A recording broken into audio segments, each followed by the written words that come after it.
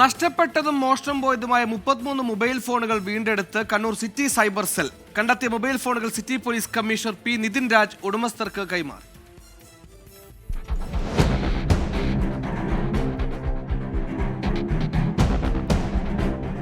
കേരളത്തിന് പുറമെ തമിഴ്നാട്, കർണാടക, ഉത്തർപ്രദേശ്, ഡൽഹി എന്നീ സംസ്ഥാനങ്ങളിൽ നിന്നായാണ് മൊബൈൽ ഫോണുകൾ ട്രേസ് ചെയ്തത്.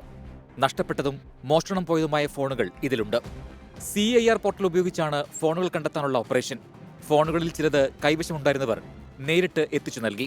മറ്റുള്ളവ ട്രേസ് ചെയ്ത സ്ഥലത്തെ പോലീസ് സ്റ്റേഷനുകളുടെ സഹായത്തോടെ വീണ്ടെടുത്തു.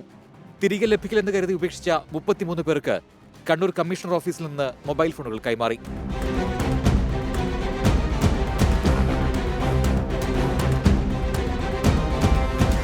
മൊബൈൽ ഫോണുകൾ നഷ്ടപ്പെടുന്ന സമയത്ത് CEIR എന്ന് പറയുന്ന പോർട്ടലിൽ ഡിപ്പാർട്ട്മെൻറ്റ് ഓഫ് ടെലികോമിൻ്റെ കീഴിലുള്ള ഈ ഒരു പോർട്ടലിൽ രജിസ്റ്റർ ചെയ്യാനുള്ള ഒരു സംവിധാനം നമുക്കിന്ന് നിലവിലുണ്ട്. അങ്ങനെ മൊബൈൽ ഫോൺ രജിസ്റ്റർ ചെയ്യുന്ന സമയത്ത് IMEI നമ്പർ വെച്ചിട്ടാണ് നമ്മൾ മൊബൈൽ ഫോൺ രജിസ്റ്റർ ചെയ്യുക. അപ്പോൾ അങ്ങനെ 2023 മുതൽ തന്നെ മിസ്സിംഗ് ആയ മൊബൈൽ ഫോണുകളും അതേസമയത്ത് 2025 നഷ്ടപ്പെട്ടു പോയ മൊബൈൽ ഫോണുകളടക്കം ഇന്ന് നമ്മൾക്ക് അതിൻ്റെ യഥാർത്ഥ ഉടമസ്ഥയിലേക്ക് ഇന്ന് തിരിച്ചു കൊടുക്കാൻ വേണ്ടി കഴിയുന്നുണ്ട്.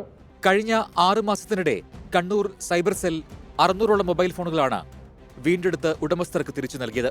24 കണ്ണൂർ.